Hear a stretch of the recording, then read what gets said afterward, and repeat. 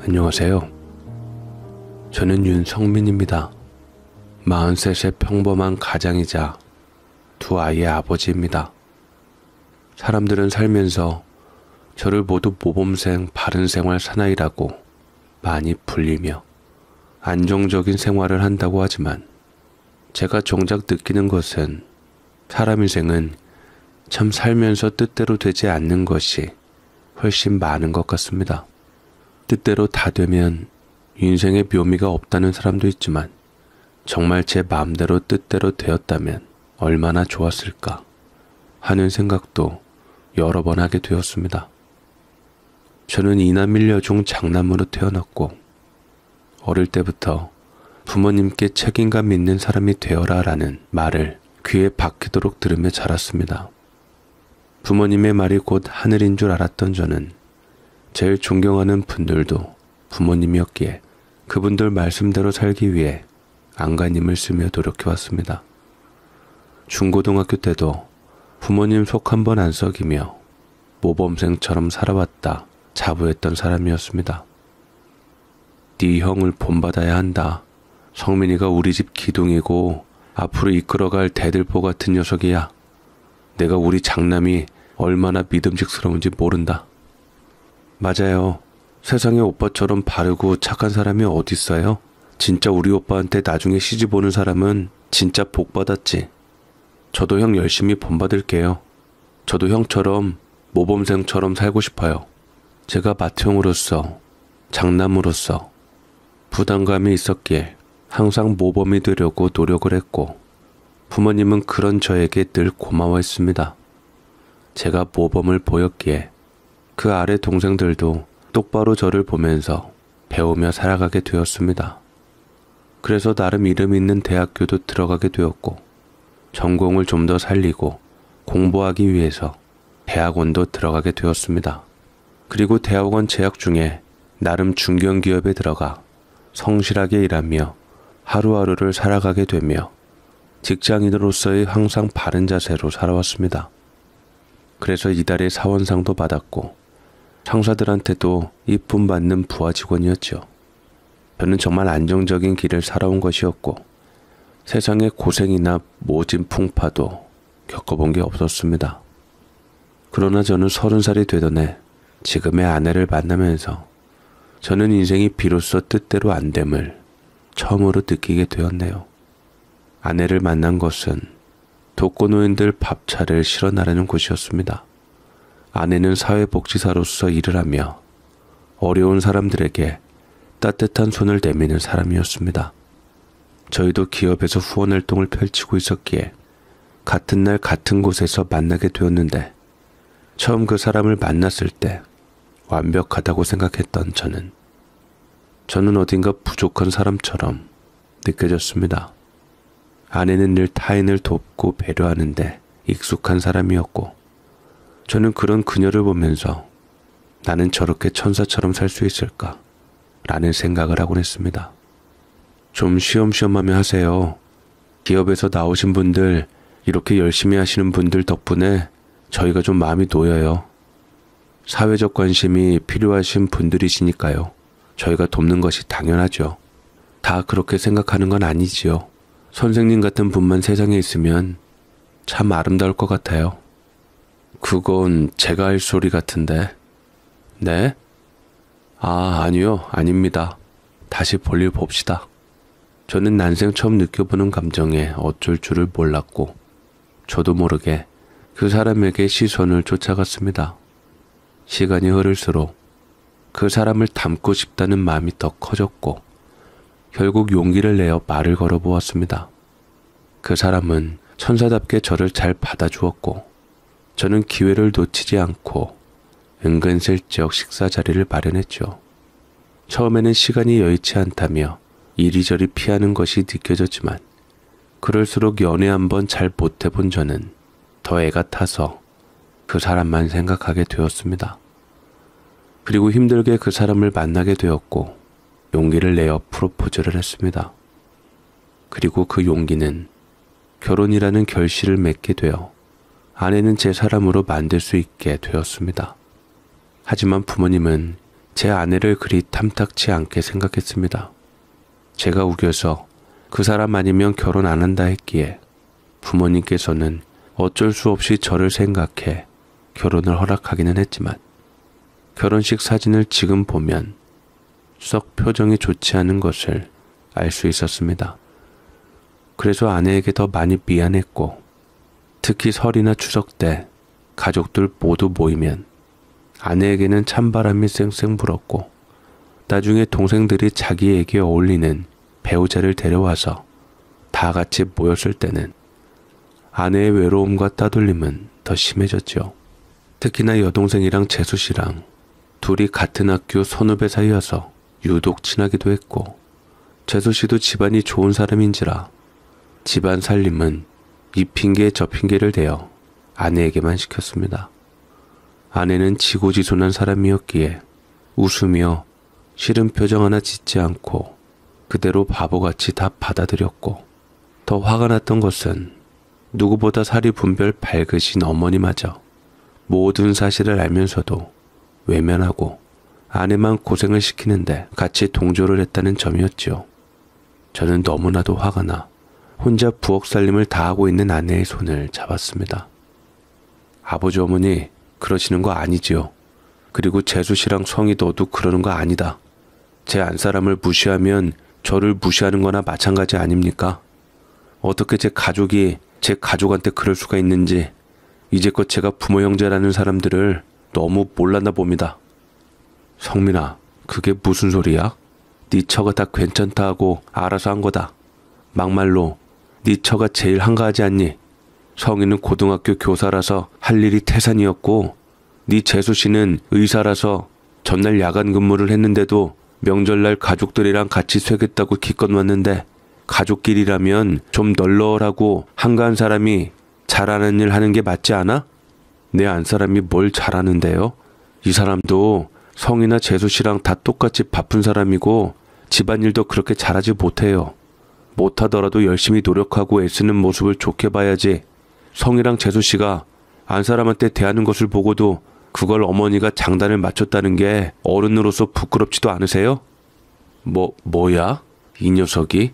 아무리 여자의 정신이 팔렸다고 해도 어떻게 엄마한테? 여자가 아니라 제 아내입니다. 그러자 순간적으로 아버지는 제 멱살을 잡으셨고 어떻게 부모한테 그럴 수가 있냐고 제게 난리를 부리셨습니다. 하지만 저는 아버지를 옆으로 밀치고 안사람의 손을 붙잡고 집 밖을 나가고 아내는 안절부절 못하며 어쩔 줄을 모르고 제게 말했습니다. 어쩌자고 그렇게 후회할 짓을 해요. 당신답지 않잖아요. 나도 이제 바뀌려고 결혼하고 이제 한 가정의 가장이고 당신 남편이 되었는데 도저히 당신이 이렇게 우리 집 식구들한테 당하는 꼴 못 보겠어. 당하다니요. 전 당한 적 없어요. 그저 제가 다 못나서 그런 건데 그걸 왜 당신이 신경 써요? 이럴 때는 당신이 모른 척 해주는 게 좋아요. 알아서 시간 지나면 다 해결될 일인데 왜 이렇게 일을 크게 만들어요? 나는 당신이 고생하는 거 싫어. 무시당하는 것도 싫고.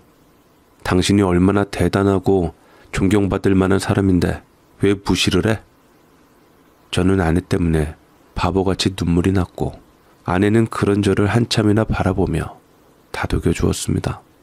어린애도 아니고 왜 울어요? 하여간 정말 당신 보기보다 순진한 면이 매력이라니까. 나는 참 복받았어요. 언제나 내 편 들어주는 당신 같은 남편 만나서. 아내는 어머니보다도 더 부드럽고 사랑스러운 듯 제 뺨을 어루만졌고 저는 그런 아내를 위해 평생 위하며 살겠다고 다짐을 했습니다. 그리고 얼마 지나지 않아 아내는 제 아이를 임신을 하게 되었죠. 아내가 임신을 했다는 소식을 전할까 말까 하다가 그래도 본가에 전했는데 부모님을 비롯한 형제들은 제 태도에 화가 났던지 듣지도 보지도 않았습니다. 심지어 감정이 서러워가 문전박대까지 당했죠. 저는 가족에게 질리기도 하고 실망스럽기도 해서 당분간 보지 않고 정말 아내의 말 맞다나 시간의 흐름에 따라 맡겨보기로 했습니다. 해결될 일이라면 정말로 언젠가 해결이 될 터이니 말이죠. 아내는 10달 동안 제 아들을 품고 낳았습니다. 처음 아들을 품에 안았을 때 작은 손가락이 제 손을 꼭 쥐던 느낌을 아직도 잊을 수 없습니다. 첫째 아들 육아를 하면서도 아내는 둘째 아이까지 갖게 되었고 저는 아내가 너무 힘들지 않겠나 싶었지만 아내는 낳는 김에 얼른 둘째도 낳는 것이 좋다며 연년생으로 아이를 낳게 되었습니다. 아이를 낳는 것을 많이 안 좋아하는데 아내가 자처해서 연년생으로 아이를 둘을 낳아주니 저는 역시 우리 아내만큼 진국인 사람이 없고 부모 형제들도 저희 아내 가치에 대해 알아주었으면 했죠. 아내가 아들 둘을 낳았기에 저 역시 회사에 육아휴직을 내고 아들들 육아에 적극 동참하게 되었습니다. 둘째 아들이 태어났을 때는 어색하지만 서툰 손으로 기저귀를 갈아주며 한없이 행복했던 기억도 선명합니다. 바쁘게 돌아가는 삶 속에서도 아내와 저는 서로를 신뢰하고 사랑하며 그렇게 살아왔습니다. 두 아들을 키우느라 때로는 정신없는 나날이 이어졌고 각자 일터에서의 피곤함에 지칠 때도 있었습니다. 하지만 그런 순간에도 우리는 서로를 보며 힘을 얻었고 언제까지나 그 행복이 떠나지 않을 것이라고 저는 믿었습니다.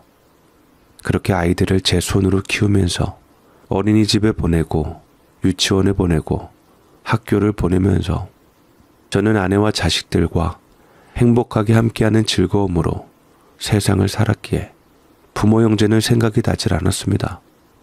그러다가 애들 초등학교 4, 5학년 때 느닷없이 어머니께서 찾아오셨는데 그래도 손주들이라고 과일 바구니를 사오며 시선을 떼지 못하더라고요.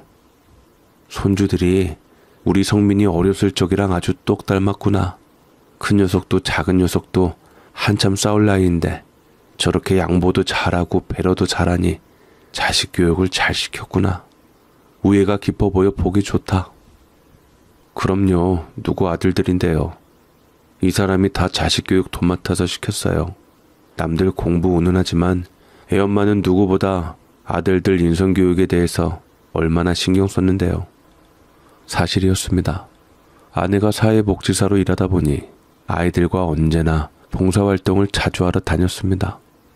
아이들은 처음에 엄마와 가까이 있으려고 손수 자원봉사를 신청했습니다만 언제고부터 봉사의 중요성을 알고 가치에 대해 알아가면서 남을 돕는 즐거움을 느끼게 되었죠. 그러다 보니 자연스럽게 인격 형성에 도움이 되었고 예의도 바르고 단단하고 멋진 아이들로 자라나고 있었습니다. 저희 어머니는 제 아들들 교육시킨 것을 보고서야 아내의 가치를 인정하게 되었고 여전히 아버지는 저에 대해 왼수처럼 구셨지만 그래도 어머니가 설득해서 조금씩 마음을 열기 시작했습니다. 더군다나 우리 아이들이 워낙 할머니 할아버지에게 싹싹하고 예쁘게 굴었기에 그것도 한몫 단단히 차지하게 되었지요. 아내는 그것을 보고 활짝 웃으며 제게 확신 있게 말했습니다. 거봐요. 내가 분명히 할 수 있을 거라 했잖아요. 불가능한 건 없어요. 시간이 더 걸릴 뿐이지요. 우리 아이들 덕분에 그것도 그나마 당겼잖아요. 당신이 최고야 정말. 고마워. 우리 부모님 잘 맞아주어서. 당신이라고 마음이 편했겠어요? 나는 고맙지만 나보다 더 오래 함께한 핏줄들인 가족들인데 그동안 나 때문에 가족들하고 등 돌리기나 하고 앞으로 무슨 일이 있어도 다신 그러지 말아요. 알았어. 당신 말 들을게. 저는 그렇게 해서 아내와 아이들 덕분에 골이 깊어진 가족들과 화해를 하게 되었고 이제야 진정한 평화가 찾아왔다고 생각했습니다. 돌이켜보면 제가 간과한 것은 제가 이제껏 겪은 일들 중 부모님과 잠시 보지 않았던 것이 가장 큰 불행이라고 생각했으나 사실은 그건 큰 우산이었습니다. 진짜로 제 인생을 뒤흔들 일은 아직 간도 보여주지 않은 상황이었죠. 그리고 서서히 제 인생을 뒤틀은 일이 찾아오는 것을 저는 모르고 있었죠. 저는 공처가 애처가였고 누구보다 아내에게 진심인 사람이었기에 출근할 때나 퇴근할 때나 항상 아내와 전화통화를 하며 대화를 많이 했습니다. 아내는 라디오 방송처럼 좋은 음성으로 저를 위로해주며 기운을 북돋아주는 비타민 같은 존재였습니다. 그랬기에 저는 항상 아내의 목소리를 듣고서 위안을 찾고 언제나 아내에게 모든 것에 대한 비밀을 감추지 않았죠. 제가 그랬으니 아내도 당연히 그럴 것이라고 생각을 했습니다. 우리 부부 사이는 비밀이 없을 것이라고 생각을 했죠. 퇴근길에 저는 언제나 아내에게 집에 가는 중이야. 뭐 필요한 거 있어? 라는 문자를 보냈는데 그날따라 답장이 오지 않았습니다. 무슨 일을 해서 잘 못 받나 싶어 전화를 걸었는데도 전화를 받지 않았습니다. 뭔가 허전한 느낌이 들었죠.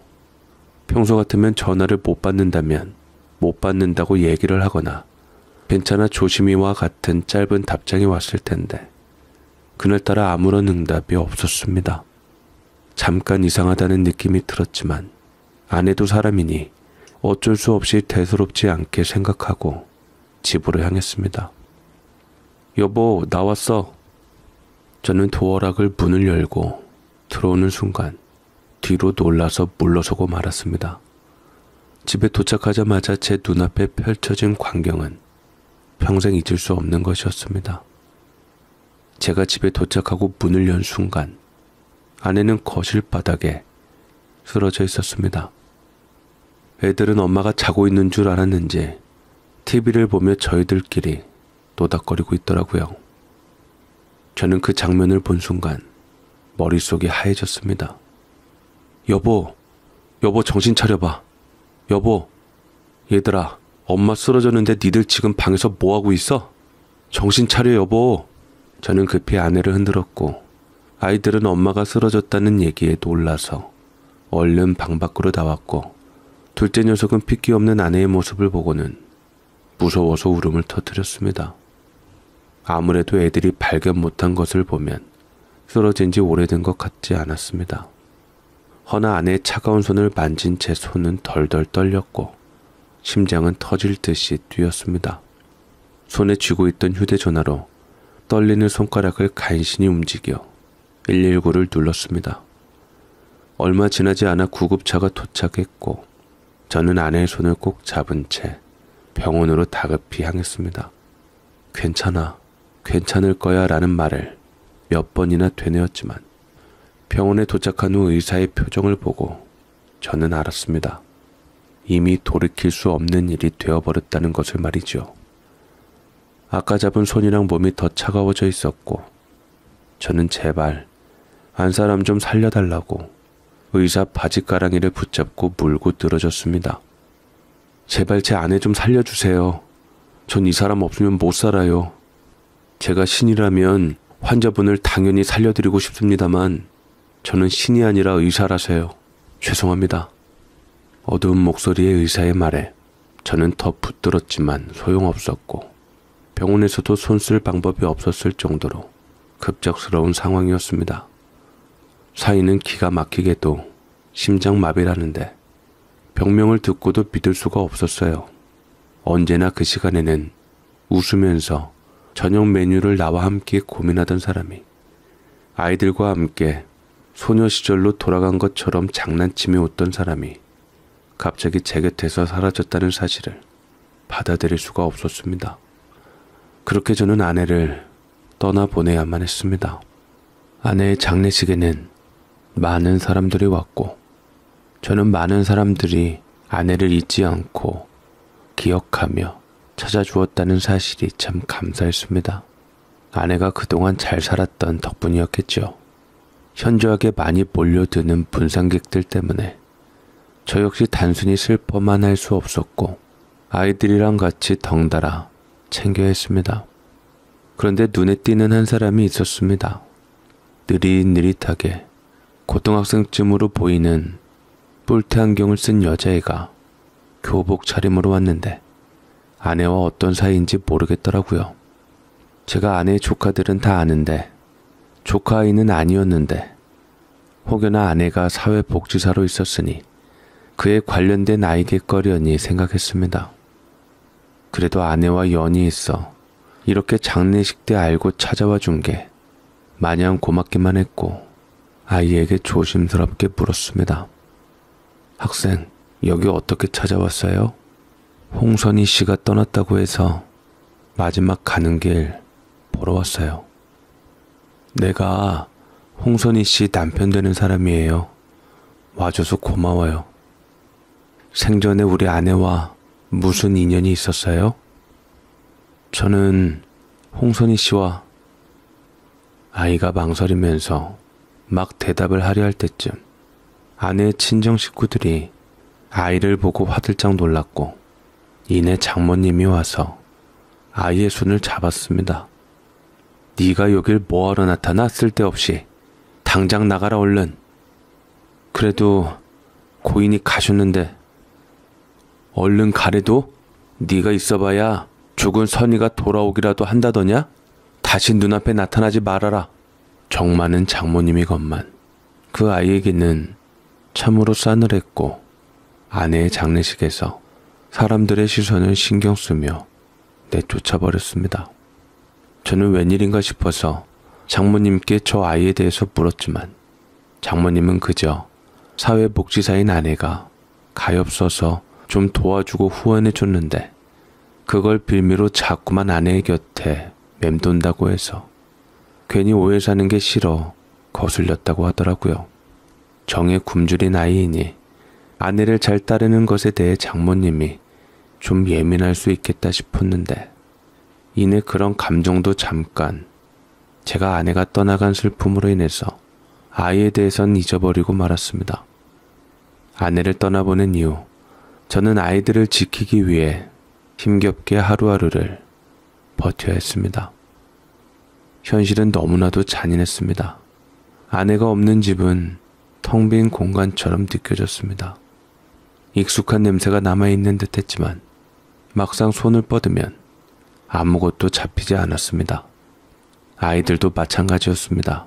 아들들은 처음에는 아무렇지 않은 척 하려고 했지만 어느 날 밤 엄마가 그립고 보고 싶다며 몰래 울고 있는 걸 보고 가슴이 미어졌습니다. 그래도 제가 행여나 더 슬퍼하고 신경 쓸까봐 엄마의 자리가 텅 비어 있다는 걸 알고서도 제 눈치를 보느라 더 밝게 웃으려 애쓰는 게 보였습니다.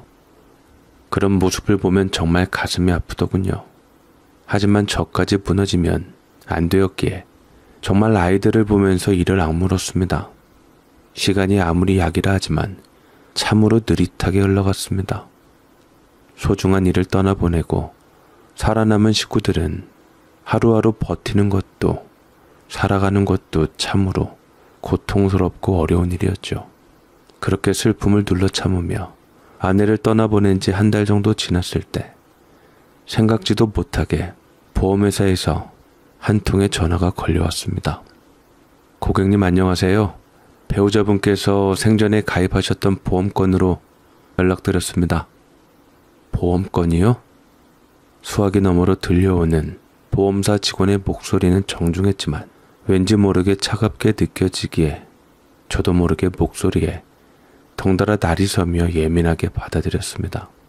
저는 아내와 함께 재정 관리를 해왔기 때문에 웬만한 보험은 다 알고 있다고 생각했습니다.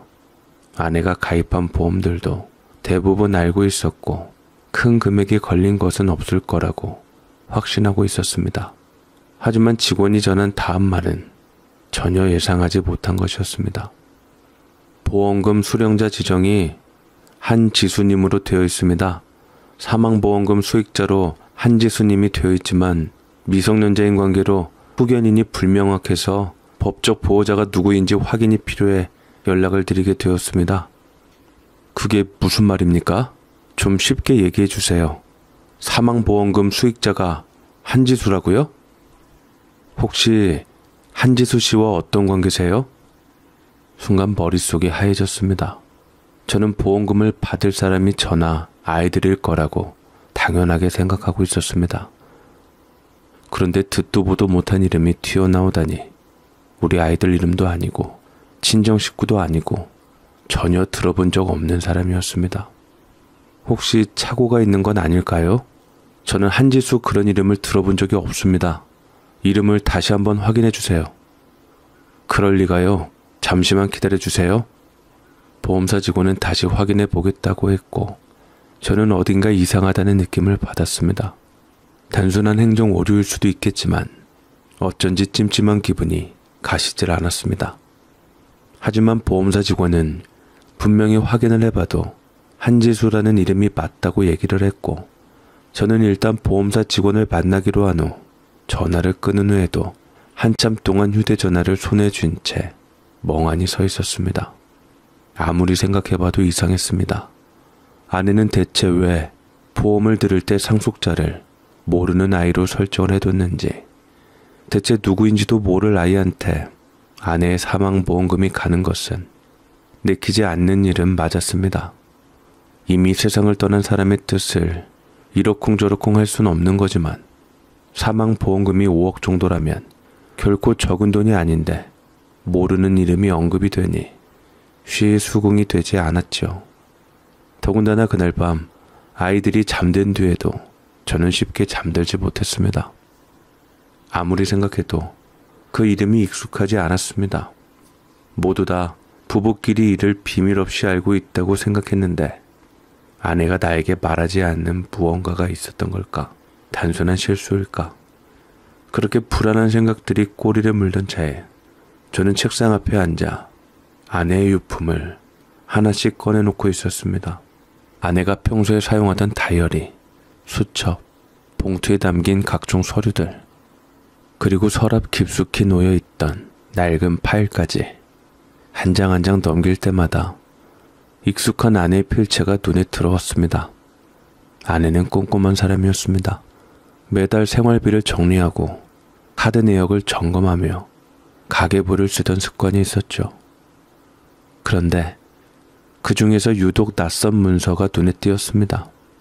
서류 뭉치 사이에 끼워져 있던 얇은 종이 한 장. 그것은 은행 계좌 명세서였습니다. 하지만 이상했습니다. 제가 모르는 계좌였습니다. 그 계좌에서 매달 일정한 금액이 송금되고 있었고 그 돈의 용처는 분명했습니다. 지수 학원비, 지수 병원비, 지수 생일선물. 지수? 설마 보험사 직원이 말한 그 한지수를 말을 하는 걸까? 손에 든 종이가 바들바들 떨렸습니다. 숨이 가빠졌습니다. 이름이 틀림없었습니다. 보험금 수령자로 지정되어 있던 그 한지수와 동일한 이름이었기에 저는 보험사에 전화를 걸어 다시 한번 확인을 요청했습니다. 다시 한번 그 수령자가 누구인지 확인해 줄 수 있나요? 고인과의 관계는 어떻게 되어 있나요? 제 목소리는 차분한 척을 하려 했지만 속은 이미 엉망이었습니다. 어젯밤 아내가 남긴 계좌 내역을 본 이후로 머릿속이 복잡하게 얽혀 있었습니다. 잠시의 정적 후에 보험사 직원은 망설이는 듯 하다가 조심스럽게 답이 돌아왔습니다. 네, 한지수님은 고인이 되신 아내분, 자녀분으로 되어 있네요. 뭐라고요? 자녀라고요? 네, 한지수 씨가 바로 아내 홍선희 씨의 자녀됩니다. 이게 대체 무슨 말인가? 아내에게서 우리 애들 말고 자녀가 있다니. 저는 충격을 금치 못하고 그대로 털썩 주저앉고 말았습니다. 직원의 목소리는 여전히 조심스러웠습니다. 고객님 배우자분께서 자녀로 지정하셨고 미성년자인 관계로 법정 대리인이 함께 수령해야 합니다. 그 말을 듣는 순간 숨이 턱 막혔습니다. 어딘가 세상이 기울어지는 느낌이 들었습니다. 심장이 뚝 떨어지는 기분. 생전 보도 듣지도 못한 아내의 딸이라니. 내 아들들 말고 또 다른 아이가 있었다니 듣고서도 믿을 수가 없었습니다. 충격이 그야말로 상당했죠.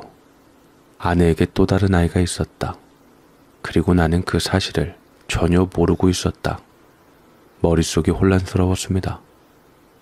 그 순간 저는 손에 쥔 서류를 던지듯 내려놓고 자리에서 벌떡 일어났습니다.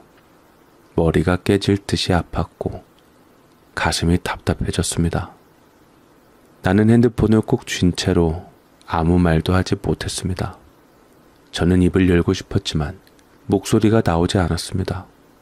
뭔가 잘못된 거라고, 이건 분명 착오가 있다고 소리치고 싶었지만 보험사 직원이 그렇게 확신에 찬 목소리로 말하는 이상 이건 실수가 아니었습니다.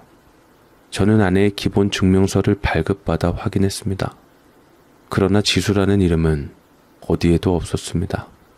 이상했습니다. 만약 아내가 낳은 아이라면 당연히 가족관계 증명서에 등록되어 있어야 했습니다. 하지만 어디에도 한지수의 흔적은 없었습니다. 그 순간 머릿속이 복잡하게 돌아가기 시작했습니다.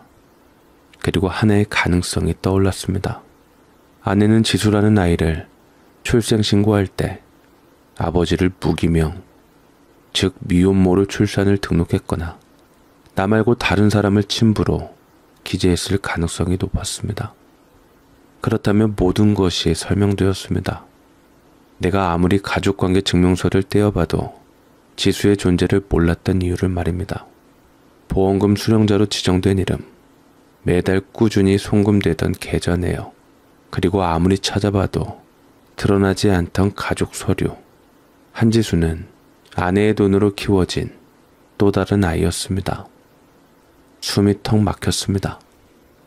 아내가 그간 숨기고 있던 모든 진실이 수면 위로 드러났고 손에 들고 있던 서류를 내려놓고 거실 소파에 털썩 주저앉았습니다. 도저히 믿을 수 없었습니다.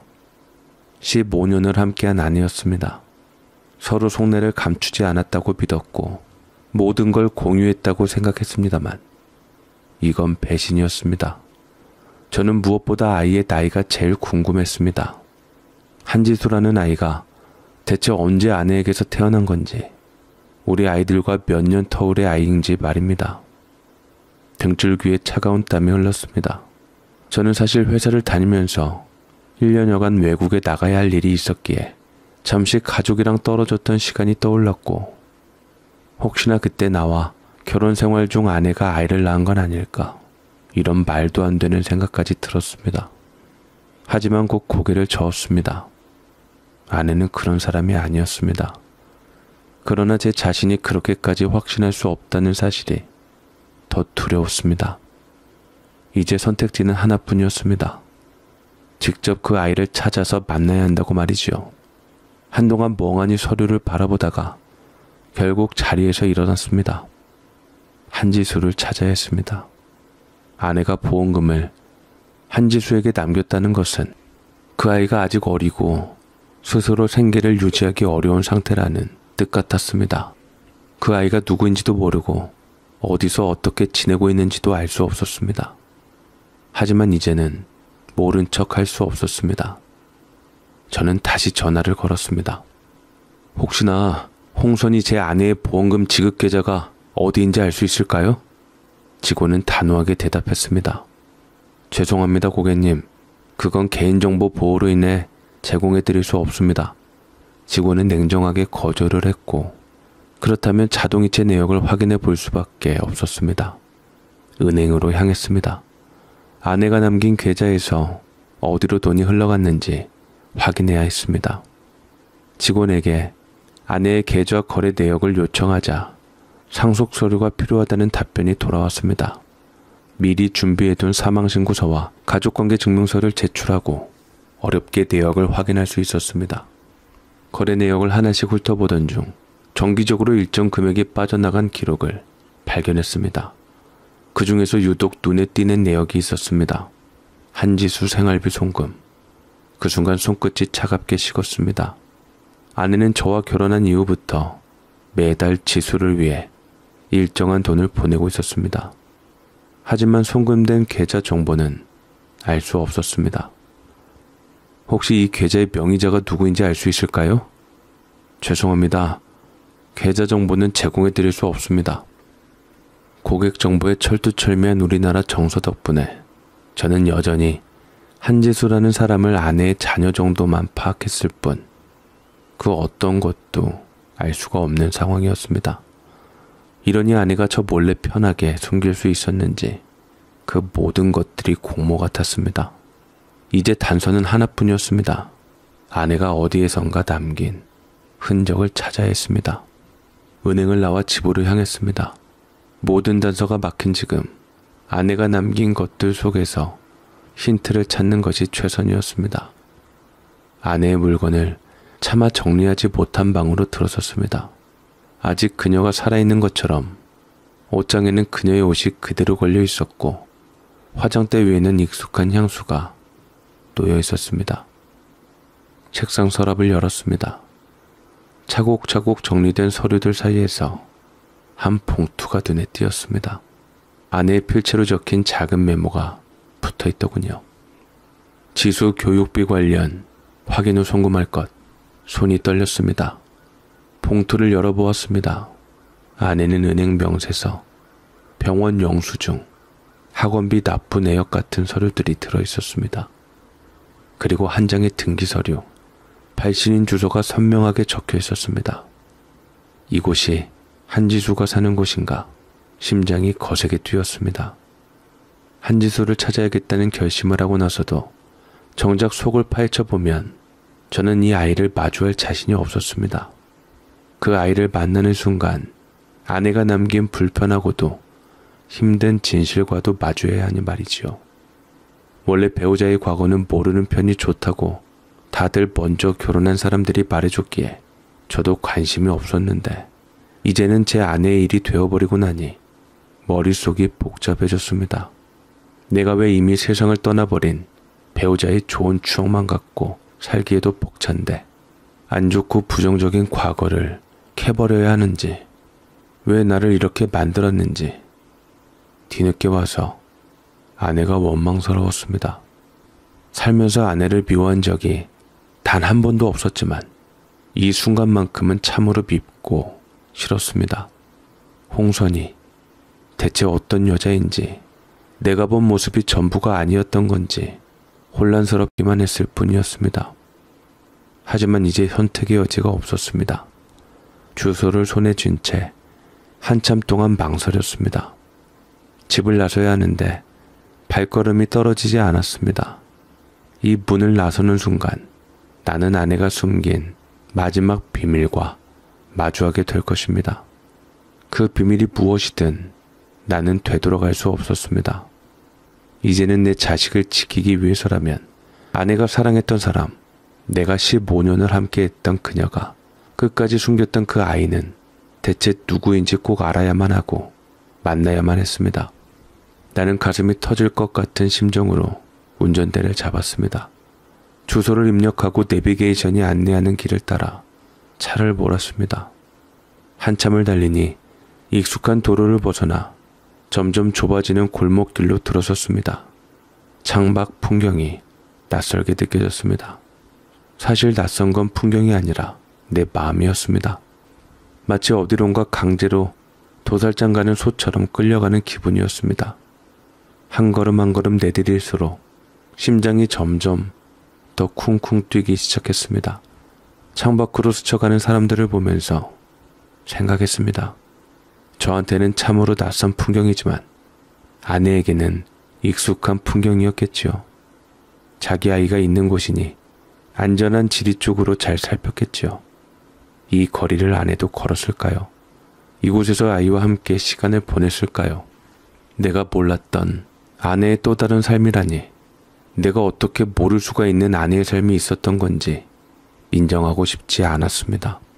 나를 속이고 거짓된 삶을 숨긴 채 내 옆에서 미소 짓고 내 아이들을 품에 안아주던 사람이 바로 제가 사랑하던 홍선이라는 여자였기에 나는 더 인정할 수 없었습니다. 나는 아내를 평소 뼛속 깊이 누구보다 잘 알고 생각했건만 그것마저 모두 부정당하는 느낌이 들었습니다. 나는 정말 아내라는 사람에 대해서 잘 알고 있었던 걸까? 그 질문이 제 오만 방자함을 겨냥하는 것 같았고 머릿속에서 떠나지 않았습니다. 내비가 도착했다는 신호를 보내었고 주소를 다시 확인하고 차를 길가에 세웠습니다. 뜻밖에도 아내 아이가 살고 있는 건물은 생각보다 더 허름했습니다. 오래된 철제 계단이 삐걱거릴 것처럼 보였고 벽에는 여기저기 시멘트가 덧칠되어 있었습니다.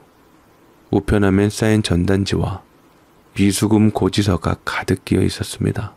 나는 천천히 건물 안으로 걸어 들어갔습니다. 계단을 한 걸음씩 오르면서도 계속 망설였습니다.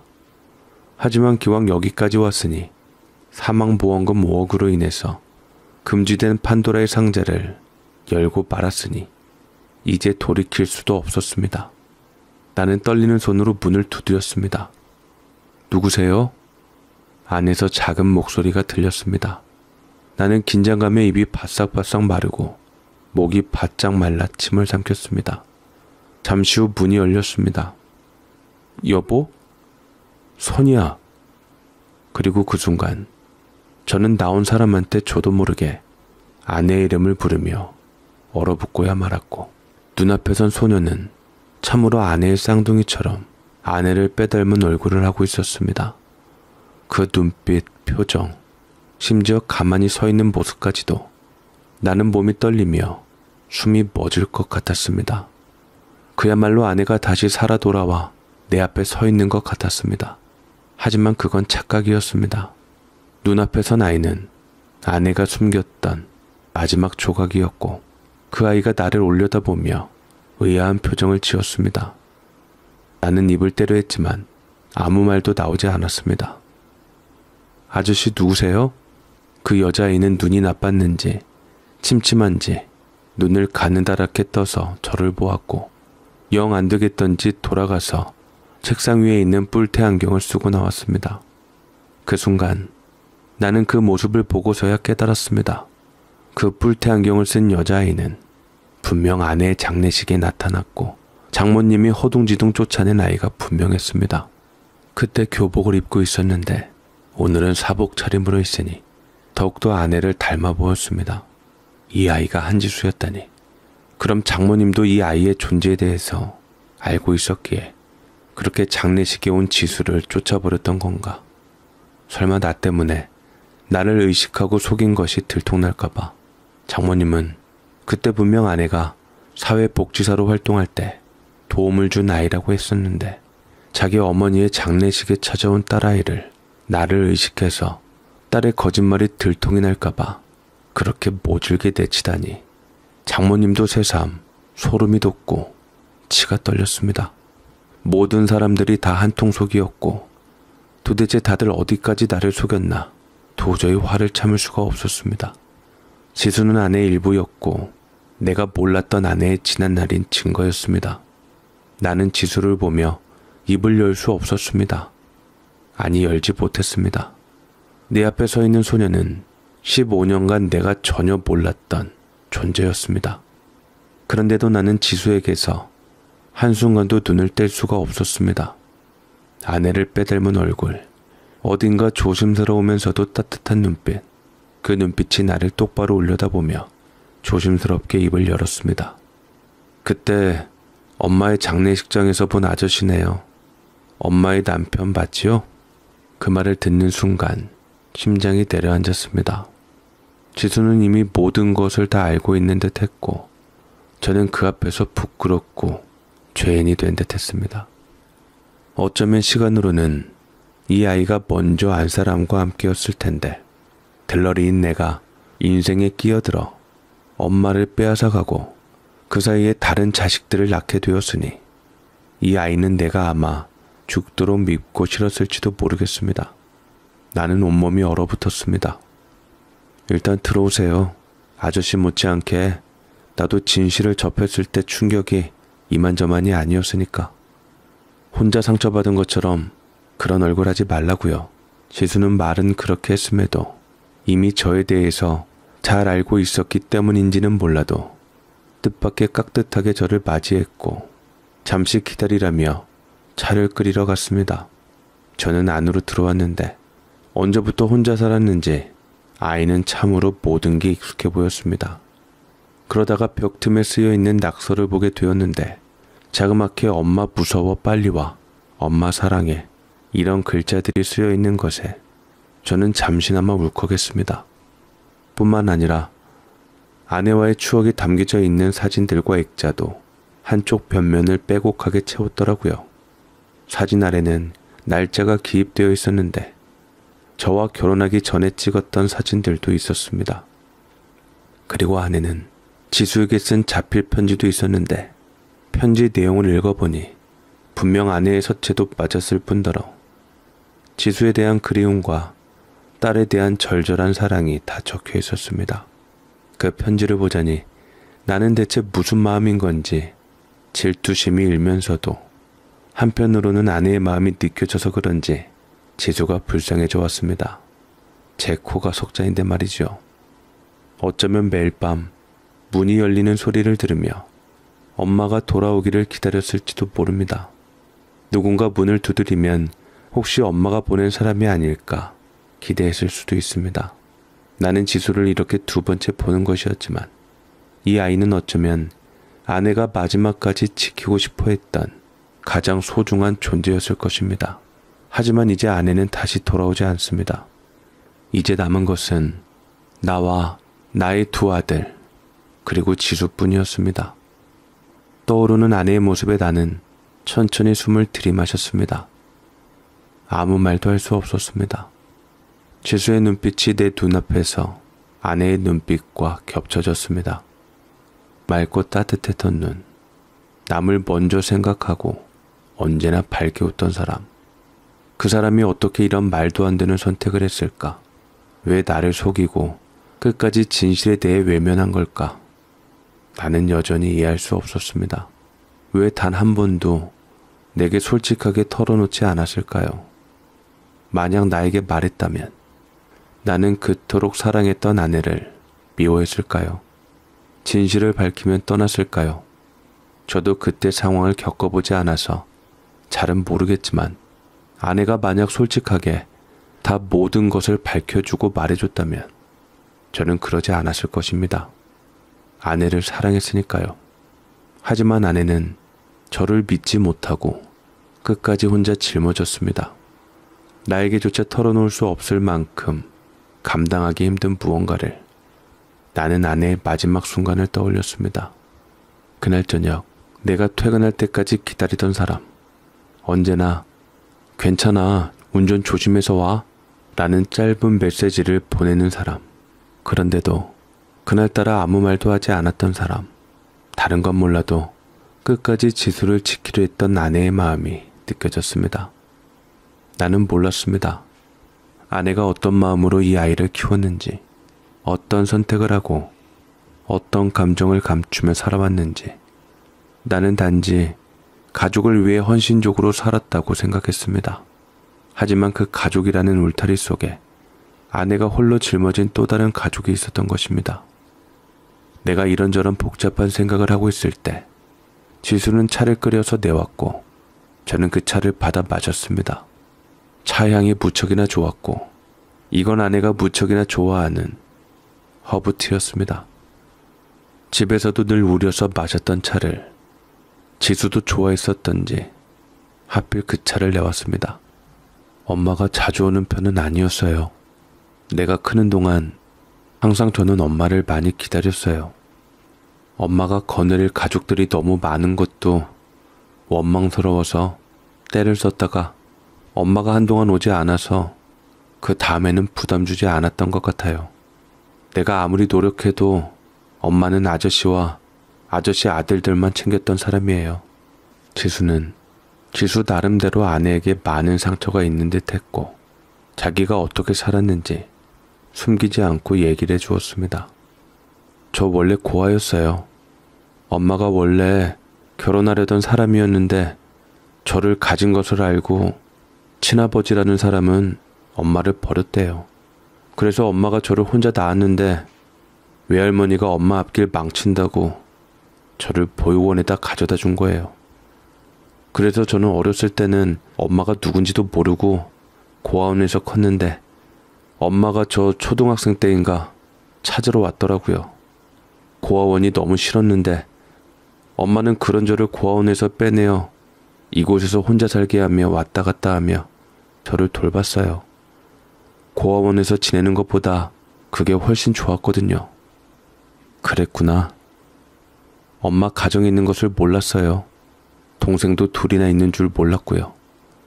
저는 제가 박힌 돌인 줄 알았는데 알고 보니까 엄마 인생에선 굴러온 돌이더라고요. 저는 지수의 말을 들으면서 여전히 이 아이를 어떻게 해야 할지 알 수 없었습니다. 사정도 딱하고 나쁜 아이 같지도 않고 믿었던 핏줄들에게 버림받고 또 버림받을까봐 전전긍긍했던 가엾은 아이였습니다. 내가 미워할 존재가 아니라 가엾어할 존재였고 제가 원망을 돌릴 것은 아내가 맞았습니다. 이제라도 제가 만약 아이의 법적 보호자가 되어서 키운다고 해도 곧 성년이 될 아이인지라 아이에게 의미로 다가갈 수 있을까 싶었습니다. 설령 제가 받아들인다고 하더라도 제 아들들이 지수를 누나로 받아들이고 가족으로 받아줄 수 있을지도 가늠이 잘 되질 않았습니다. 무엇보다 이 아이가 내게 원하는 것이 무엇인지조차 알지 못했습니다. 이 아이는 지금도 안사람이 떠났음에도 하염없이 기다리고 있는 것 같았습니다. 나는 그 아이의 세상을 완전히 뒤집어 놓은 사람이었습니다. 나는 두려웠습니다. 내가 감당해야 할 것이, 내가 마주해야 할 것이 생각했던 것보다 훨씬 크고 깊다는 걸 깨닫는 순간이었습니다. 이제 이 아이에게 남은 것은, 그리고 나에게 남은 것은 아내가 남기고 간 깊은 흔적뿐이었습니다. 저는 사망보험금 이야기를 꺼내려다가 결국 못하고 그렇게 저는 지수의 집에서 나왔고 이제 곧 성년을 앞두고 있는 지수는 제게 아무 기대도 없는 허망한 눈동자를 했습니다. 집으로 돌아온 나는 밤새도록 눈을 감아도 떠오르는 것은 지수의 얼굴뿐이었습니다. 아내를 닮은 그 아이, 엄마가 돌아오기를 기다리는 소녀. 나는 정말 이 아이를 외면할 수 있을까요? 그렇게 살아갈 수 있을까요? 하지만 이미 답은 정해져 있었습니다. 아내는 말하지 않았지만 마지막까지 이 아이를 위해 준비해 두었습니다. 보험금, 작은 원룸, 그리고 보내왔던 생활비, 그 모든 흔적이 말하고 있었습니다. 지수를 지켜달라. 아내는 끝까지 제게 현실에서는 부탁하지 않았지만 나는 부탁을 안 했을지언정 아내의 바람마저 외면할 수 없었습니다. 저는 고민 후에 다시 지수를 찾아가기로 결심을 했습니다. 적어도 아내가 남긴 사망보험금은 욕심내지 말고 지수에게 줘야지 제가 마음 편히 발 뻗고 살 수 있을 것만 같았습니다. 저는 다음날 회사를 퇴근한 후에 다시 지수가 살았던 그 원룸 앞에 섰습니다. 지난번보다 발걸음이 덜 무거웠지만 여전히 아내를 닮은 지수를 보는 두려움이 남아있었습니다. 나는 천천히 문을 두드렸습니다.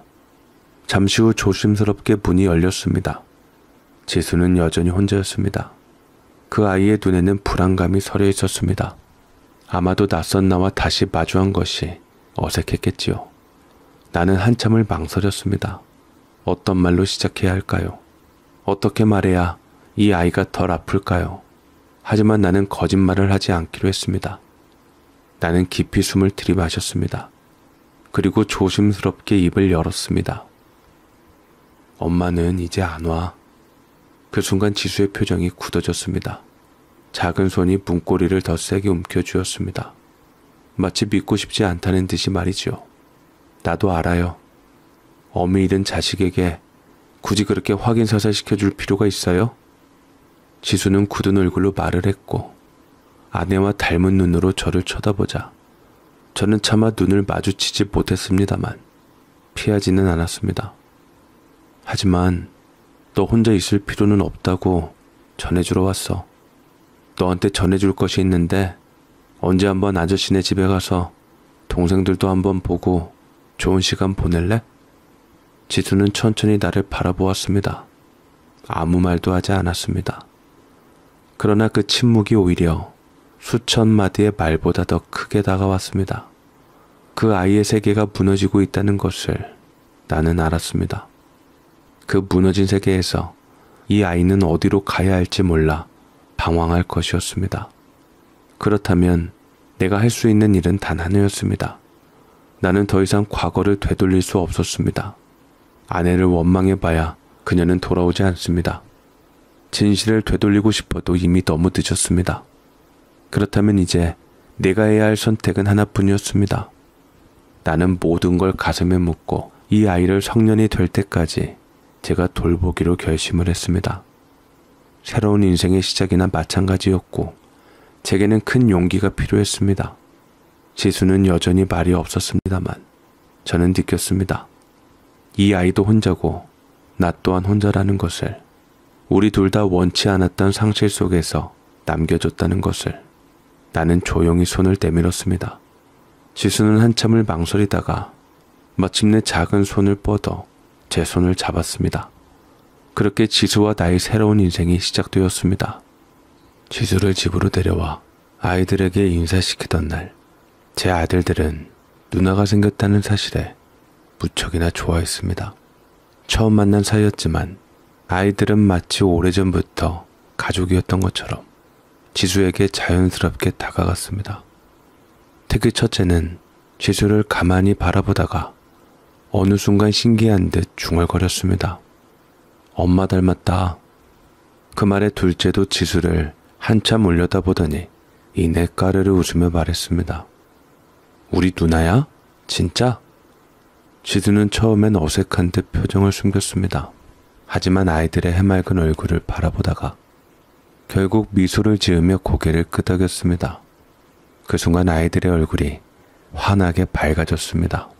누나라는 존재가 생긴 것이 마냥 좋은 듯 둘째는 벌써부터 누나같이 게임할래라며 지수를 졸라댔습니다. 그 모습을 보며 문득 떠올랐습니다. 지수도 언젠가 아내처럼 아이들을 사랑해주고 가족으로 받아들여 줄까요? 지금은 어색하고 아직 마음의 문을 다 열지 않았지만 언젠가 지수가 아이들을 감싸 안아줄 날이 올까요? 그럴 수 있을까요? 나는 지수를 바라보았습니다. 아이들과 어울리는 모습이 아직은 낯설지만 그 안에서 천천히 스며들듯 익숙해지고 있었습니다. 그리고 얼마 지나서 나는 조심스럽게 보험금 이야기를 꺼냈습니다. 엄마가 남겨둔 게 있어. 지수는 놀라지도 않았습니다. 이미 알고 있었던 것처럼 담담한 표정이었습니다. 그 돈은 원래 네 거야. 네 미래를 위해 엄마가 준비해둔 거야. 지수는 아무 말 없이 나를 바라보았습니다. 나는 한숨을 쉬며 말을 이었습니다. 엄마가 너를 위해 남긴 마지막 선물이니까 네가 어떻게 하고 싶은지 말해줘. 한동안 침묵이 흘렀습니다. 지수는 고개를 살짝 숙인 채 생각에 잠긴 듯 했습니다. 그러다 지수는 조용히 입을 열었습니다. 아저씨가 써주세요. 나는 순간 무슨 뜻인지 이해하지 못했습니다. 지수는 창밖을 바라보며 나직이 말했습니다. 저한테 필요한 날이 오면 그때 써달라는 게 아니에요. 그냥 아저씨랑 제 동생들을 위해 써주세요. 엄마가 남긴 돈이니까. 엄마가 가장 사랑했던 사람들을 위해 써주면 좋겠어요.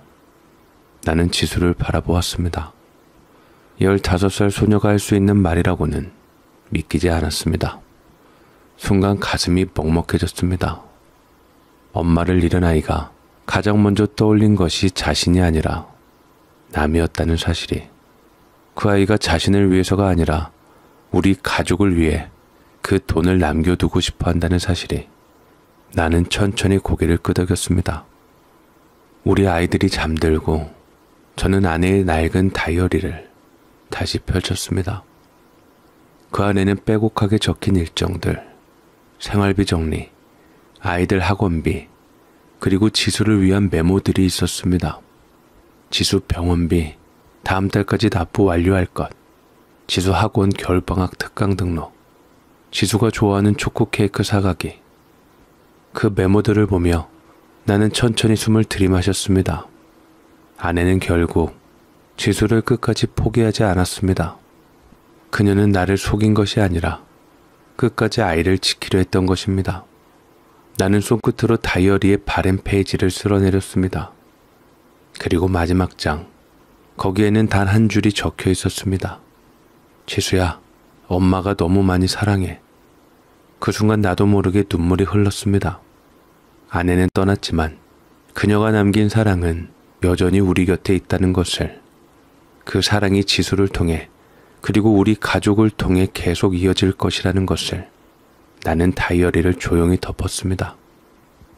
창밖을 바라보니 달빛이 아름답게 내리고 있었습니다. 이제 나는 과거를 놓아주려 합니다. 아내가 남긴 사랑을 붙잡고 앞으로 나아가려 합니다. 그리고 이제 우리는 함께 그 길을 걸어갈 것입니다. 제 사연 읽어주셔서 감사드립니다.